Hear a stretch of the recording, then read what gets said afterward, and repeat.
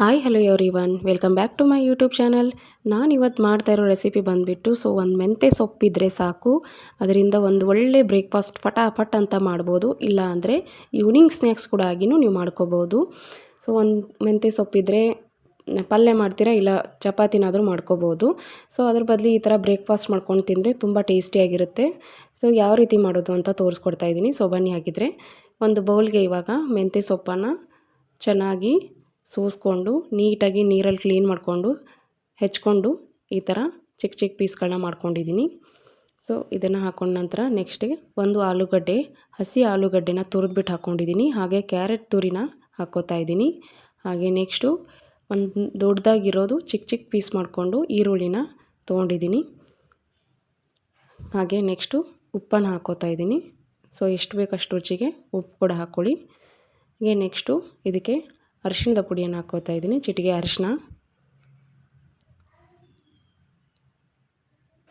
ಹಾಗೆ ನೆಕ್ಸ್ಟು ಇದಕ್ಕೆ ಗರಂ ಮಸಾಲ ಹಾಕ್ಕೋತಾ ಇದ್ದೀನಿ. ಗರಂ ಮಸಾಲ ಬೇಡನವರು ಸ್ಕಿಪ್ ಮಾಡ್ಕೋಬೋದು, ಅಜ್ವೈನ್ ಕೂಡ ಹಾಕ್ಕೋಬೋದು. ನಾನು ಅಜ್ವೈನ್ ಹಾಕ್ಕೊಂಡಿಲ್ಲ, ಗರಂ ಮಸಾಲ ಹಾಕ್ಕೊಂಡಿದ್ದೀನಿ. ನೆಕ್ಸ್ಟು ಕೊತ್ತಂಬರಿ ಸೊಪ್ಪನ್ನು ಹಾಕ್ಕೋತಾ ಇದ್ದೀನಿ.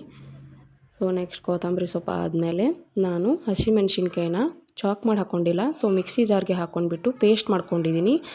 ಅದರಲ್ಲೇ ನಾನು ಜೀರಿಗೆ, ಸ್ವಲ್ಪ ಕರಿಬೇವು ಮತ್ತು ಉಪ್ಪನ್ನು ಹಾಕ್ಕೊಂಡ್ಬಿಟ್ಟು ಮಿಕ್ಸಿ ಮಾಡಿಕೊಂಡು ಪೇಸ್ಟ್ ಮಾಡ್ಕೊಂಡಿದ್ದೀನಿ. ಹಸಿಮೆಣ್ಸಿನ್ಕಾಯಿ ಪೇಸ್ಟ್ ನೀವು ಯಾವ ರೀತಿ ಮಾಡ್ಕೋತೀರೋ ನೋಡ್ಕೊಳ್ಳಿ. ಅಂದರೆ ನಿಮ್ಗೆ ಡೈರೆಕ್ಟಾಗಿ ಹಸಿಮೆಣ್ಸಿನ್ಕಾಯ್ದು ಅಷ್ಟೇ ಬೇಕಿದ್ರೆ ಹಸಿಮೆಣ್ಸಿನ್ಕಾಯ್ದು ಅಷ್ಟೇ ಹಾಕ್ಕೊಳ್ಳಿ, ಇಲ್ಲ ಚಾಕ್ ಮಾಡಿ ಹಾಕ್ಕೋತೀನಿ ಅಂದರೆ ಚಾಕ್ ಮಾಡಿ ಹಾಕ್ಕೊಳ್ಬೋದು.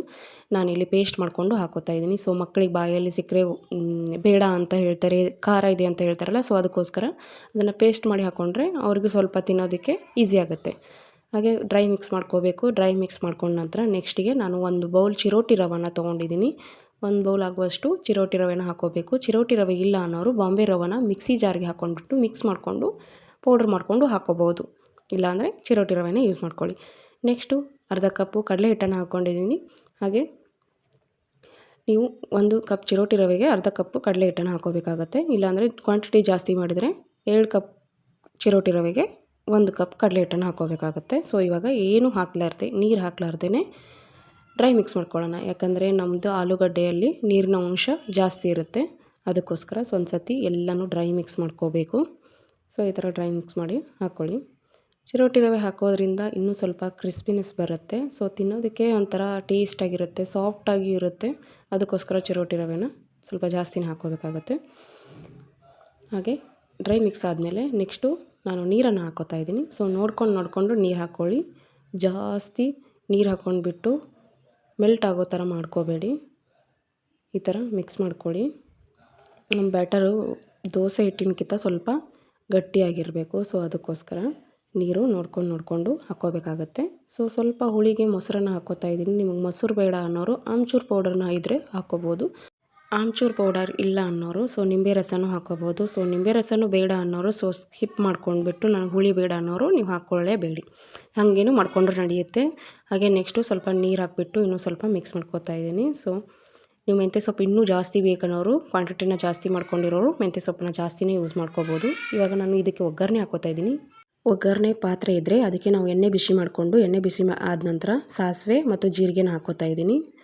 ಹಾಕ್ಕೊಂಡ್ಬಿಟ್ಟು ಈಗ ನಾವು ಬ್ಯಾಟರ್ ರೆಡಿ ಮಾಡ್ಕೊಂಡಿದ್ದೀವಲ್ಲ, ಅದಕ್ಕೆ ನಾನು ಹಾಕ್ಕೋತಾ ಇರೋದು. ಒಗ್ಗರಣೆ ಹಾಕಿದರೆ ಇನ್ನೂ ಸ್ವಲ್ಪ ಫ್ಲೇವರ್ ಚೆನ್ನಾಗಿ ಬರುತ್ತೆ, ಅದಕ್ಕೋಸ್ಕರ ನೆಕ್ಸ್ಟು ಇದನ್ನು ಚೆನ್ನಾಗಿ ಮಿಕ್ಸ್ ಮಾಡ್ಕೊಳ್ಳೋಣ. ಒಗ್ಗರಣೆ ಹಾಕಿರೋದನ್ನು ಇಲ್ಲ ಅನ್ನೋರು ಸ್ಕಿಪ್ ಮಾಡಿಕೊಂಡು ಬಾಣಲೆಯಲ್ಲಿ ಇನ್ನೊಂದು ಸತಿ ನಾನು ಹೇಳ್ತೀನಿ, ಆವಾಗ ಹಂಗಾದರೂ ಮಾಡ್ಕೊಳ್ಳಿ, ಹಿಂಗೆ ಬೇಡ ಅನ್ನೋರು. ಇವಾಗ ನೆಕ್ಸ್ಟ್ ಇದಕ್ಕೆ ನಾನು ಸಕ್ಕರೆನ ಹಾಕ್ಕೋತಾ ಇದ್ದೀನಿ. ಕ್ರಿಸ್ಪಿನೆಸ್ ಆಗಲಿ ಅಂತೆ ಮೇಲೆ ಕಾಣೋದಕ್ಕೆ ರೆಡ್ ಕಾಣುತ್ತೆ. ಸಕ್ಕರೆ ಯೂಸ್ ಮಾಡೋದ್ರಿಂದ ಹಾಕಿಬಿಟ್ಟು ಮಿಕ್ಸ್ ಮಾಡಿ ಒಂದು 10 ನಿಮಿಷ ಸೈಡಲ್ಲಿ ಇಟ್ಬಿಡೋಣ. 10 ನಿಮಿಷ ಆದಮೇಲೆ ಈಗ ತೆಗಿತಾ ಇದ್ದೀನಿ ನೋಡಿ. ನಾವು ನೀರಿನ ಕ್ವಾಂಟಿಟಿ ಏನಕ್ಕೆ ಕಡಿಮೆ ಹಾಕೋದಂದರೆ ಇವಾಗ ನೀರು ಬಿಟ್ಟಿದೆ ನೋಡು, ಅದು ಆಲೂಗಡ್ಡೆ ನೀರಿನ ಅಂಶ ಜಾಸ್ತಿ ಬಿಡುತ್ತೆ. 10 ನಿಮಿಷ ಆದಮೇಲೆ ನಾವು ಸ್ವಲ್ಪ ಸೋಡಾನ ಹಾಕ್ಕೊಂಡ್ಬಿಟ್ಟು ಈ ಥರ ಚೆನ್ನಾಗಿ ಮಿಕ್ಸ್ ಮಾಡ್ಕೊಳ್ಳೋಣ. ಸೋಡಾ ಇಲ್ಲ ಅಂದರೆ ಏನೂ ಹಾಕ್ಕೋಬೋದು, ಸೋಡಾ ಇಲ್ಲದೆ ಇರೋರು. ಹಾಗೆ ಇವಾಗ ಒಂದು ಪ್ಯಾನ್ಗೆ ನಾನು ಎಣ್ಣೆ ಹಾಕ್ತಾಯಿದ್ದೀನಿ. ಗ್ಯಾಸ್ ಆನ್ ಮಾಡಿಬಿಟ್ಟು ಒಂದು ಪ್ಯಾನ್ ಇಡ್ತಾಯಿದ್ದೀನಿ.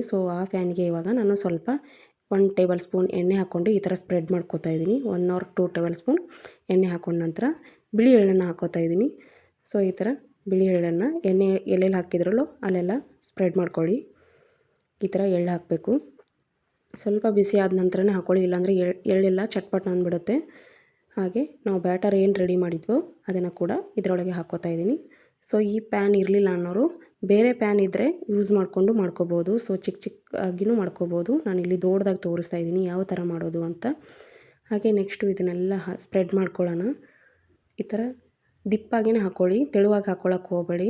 ದೋಸೆ ಥರ ಅದು ಹಾಕ್ಕೊಳಕ್ಕೆ ಹೋಗಬೇಡಿ. ಈ ಥರ ದಿಪ್ಪಾಗಿ ಹಾಕ್ಕೋಬೇಕು.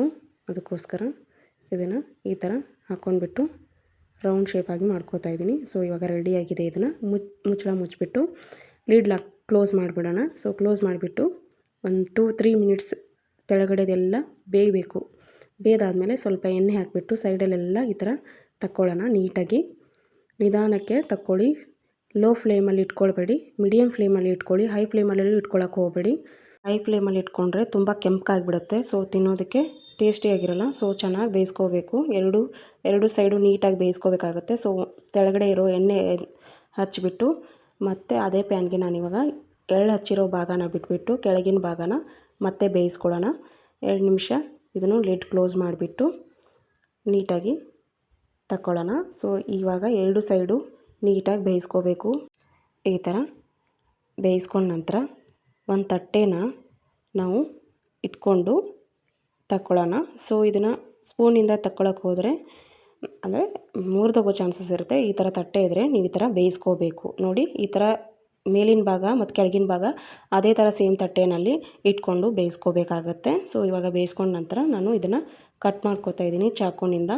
ಸೊ ನಿಮ್ಗೆ ಯಾವ ಶೇಪಲ್ಲಿ ಬೇಕೋ ಆ ಶೇಪಲ್ಲಿ ಕಟ್ ಮಾಡ್ಕೊಳ್ಳಿ. ಸೊ ನಾನಿವಾಗ ಈ ಥರ ಕಟ್ ಮಾಡ್ಕೋತಾ ಇದ್ದೀನಿ. ಚಾಕುಗೆ ಸ್ವಲ್ಪ ಎಣ್ಣೆ ಹಚ್ಬಿಡೋಣ. ಸೊ ಎಣ್ಣೆ ಹಚ್ಬಿಟ್ಟು ಈ ಥರ ಕಟ್ ಮಾಡ್ಕೊಳ್ಳಿ. ನೋಡಿ ಎಳ್ಳು ಹಚ್ಚಿರೋದ್ರಿಂದ ಯಾವ ಥರ ಕಾಣ್ತಾ ಇದೆ ಅಂತ, ತುಂಬ ಚೆನ್ನಾಗಿ ಕಾಣ್ತಾ ಇದೆ ಇದು. ಹಾಗೆ ಈ ಥರ 4 ಪೀಸ್ ಆದಮೇಲೆ ಅದರೊಳಗಡೆ ಇನ್ನೂ ಸ್ವಲ್ಪ ಪೀಸಾಗಿ ಮಾಡ್ಕೋತಾ ಇದ್ದೀನಿ. ಸೊ 4 ಇರೋದು 8 ಆಗುತ್ತೆ. ಸೊ ಅದಕ್ಕೋಸ್ಕರ ಇದನ್ನು ಸಾಸ್ ಜೊತೆ ತಿನ್ನೋದಕ್ಕೆ ತುಂಬ ಟೇಸ್ಟಿಯಾಗಿರುತ್ತೆ. ಸೊ ಈ ಮೆಥಡ್ ಬೇಡ ಅನ್ನೋರು ಸ್ವಲ್ಪ ಬೇರೆ ಮೆಥಡಲ್ಲಿ ಯೂಸ್ ಮಾಡ್ತೀನಿ ಅಂದರೆ ನಾನು ನಿಮ್ಗೆ ಹೇಳ್ಕೊಡ್ತಾ ಇದ್ದೀನಿ ನೋಡಿ. ಅದೇ ಪ್ಯಾನ್ಗೆ ಸೇಮ್ ಎಣ್ಣೆ ಎಳ್ಳು ಹಾಕಿಬಿಟ್ಟು ಬೇಯಿಸ್ಕೋಬೇಕು. ಸೊ ಇವಾಗ ನಿಮ್ಮ ಹತ್ರ ಈ ಥರ ಪ್ಯಾನ್ ಇರಲಿಲ್ಲ ಅಂದರೆ ತವಾ ಇರುತ್ತಲ್ಲ, ಸೊ ತವಾಗೆ ಕಟ್ಲೆಟ್ ಥರ ಮಾಡ್ತಿರಲ್ಲ, ಸೊ ಕಟ್ಲೆಟ್ ಥರನೇ ಇದನ್ನು ಕೂಡ ಮಾಡ್ಕೋಬೋದು.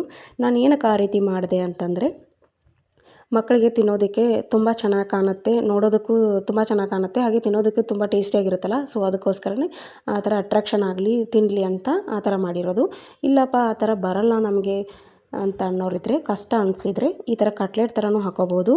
ನಾನು ಇನ್ನೂ ಸ್ವಲ್ಪ ಬ್ಯಾಟರ್ ಉಳಿದಿತ್ತು. ಸೊ ನಿಮ್ಗೆ ತೋರಿಸ್ಬೇಕು ಈ ಥರನೂ ಒಂಥರ ಟ್ರಿಕ್ ಮಾಡಿ ತೋರಿಸೋಣ ಅಂತ ತೋರಿಸಿರೋದು ಈಸಿಯಾಗಿ. ಸೊ ಇದು ಸೇಮ್ ಅದೇ ರೀತಿಯೇ ರೌಂಡ್ ಶೇಪಾಗಿ ಹಾಕ್ಕೊಳ್ಳಿ. ಚಿಕ್ಕ ಹಾಕ್ಕೊಂಡು ಒಂದು 4 ಅಥವಾ 2 ನಮ್ಮ ತವನಲ್ಲಿ ಎಷ್ಟು ಇಳಿಸುತ್ತೋ ಅಷ್ಟು ಎಣ್ಣೆ ಹಾಕಿಬಿಟ್ಟು ಸೇಮ್ ಎಳ್ಳು ಹಾಕಿಬಿಟ್ಟು ಬ್ಯಾಟರ್ನ ಹಾಕ್ಬಿಟ್ಟು ಲಿಡ್ನ ಕ್ಲೋಸ್ ಮಾಡಿ ಒಂದು 2-3 ನಿಮಿಷ ಬೇಯಿಸ್ಕೊಳ್ಳೋಣ. ನೀವು ಜಾಸ್ತಿ ಹಾಕ್ಕೊಂಡಿರ್ತಿರಲ್ಲ, ಅದಕ್ಕೋಸ್ಕರ 2-3 ನಿಮಿಷ ಬೇಯಿಸ್ಕೊಳ್ಳಿ. ಈ ಥರ 2 ಭಾಗ ಚೆನ್ನಾಗಿ ಬೇಯಿಸ್ಕೋಬೇಕಾಗತ್ತೆ. ಸೊ ನೋಡಿ ಈ ಥರ ಕಾಣುತ್ತೆ, ಇದು ಕಟ್ಲೆಟ್ ಥರ ಕಾಣುತ್ತೆ ಆ್ಯಕ್ಚುಲಿ ಆ ಥರ. ಅದಕ್ಕೋಸ್ಕರ ನಾನು ಈ ಥರ ಮಾಡ್ಕೊಂಡಿರೋದು. ಸೊ ನಿಮ್ಗೆ ತೋರ್ಸೋಕ್ಕೆ ಮಾತ್ರ ಆ ಥರ ತೋರಿಸಿರೋದು. ನಿಮ್ಗೆ ಯಾವ ಈಸಿ ಮೆಥಡ್ ಆಗುತ್ತೋ ಸೊ ಅದನ್ನೇ ನೀವು ಮಾಡ್ಕೊಳ್ಳಿ. ನಾನು ಈ ಥರ ರೆಡಿ ಮಾಡ್ಕೊಂಡ್ಬಿಟ್ಟು ಸರ್ವಿಂಗ್ ಬೌಲ್ಗೆ ಹಾಕೋತಾ ಇದ್ದೀನಿ. ಸರ್ವಿಂಗ್ ಬೌಲ್ಗೆ ಹಾಕ್ಕೊಂಡ್ಬಿಟ್ಟು ಸಾಸ್ ಜೊತೆ ತಿನ್ನೋದಕ್ಕೆ ತುಂಬ ಟೇಸ್ಟಿಯಾಗಿರುತ್ತೆ ಅಂತ ಸಾಸ್ ಜೊತೆನೇ ಇದನ್ನು ತೋರಿಸ್ತಾ ಇದ್ದೀನಿ. ಇಲ್ಲ ಅನ್ನೋರು ಚಟ್ನಿ ಕೂಡ ಮಾಡ್ಕೋಬೋದು. ಇದನ್ನು ಈವ್ನಿಂಗ್ ಸ್ನ್ಯಾಕ್ಸ್ ಆಗಿ ಆದರೂ ಮಾಡ್ಕೊಳ್ಳಿ, ಇಲ್ಲ ಬ್ರೇಕ್ಫಾಸ್ಟ್ ಕೂಡ ಮಾಡ್ಕೊಳ್ಳಿ, ಇಲ್ಲ ಮಕ್ಕಳಿಗೆ ಲಂಚ್ ಬಾಕ್ಸ್ ಕೂಡ ಮಾಡ್ಕೋಬೋದು. ತುಂಬ ಟೇಸ್ಟ್ ಇದೆ, ನೀವು ಟ್ರೈ ಮಾಡಿ. ಹಾಗೆ ಈ ರೆಸಿಪಿ ಇಷ್ಟ ಆದಲ್ಲಿ ಲೈಕ್, ಶೇರ್, ಕಮೆಂಟ್ ಮಾಡೋದನ್ನು ಮಾತ್ರ ಮರಿಬೇಡಿ. ಹಾಗೆ ಮಿಸ್ ಮಾಡದೆ ಸಬ್ಸ್ಕ್ರೈಬ್ ಮಾಡಿ ಅಂತ ಹೇಳ್ತಾ ನೆಕ್ಸ್ಟ್ ವಿಡಿಯೋದಲ್ಲಿ ನೆಕ್ಸ್ಟ್ ರೆಸಿಪಿಯಲ್ಲಿ ಸಿಗೋಣ. Thank you, bye.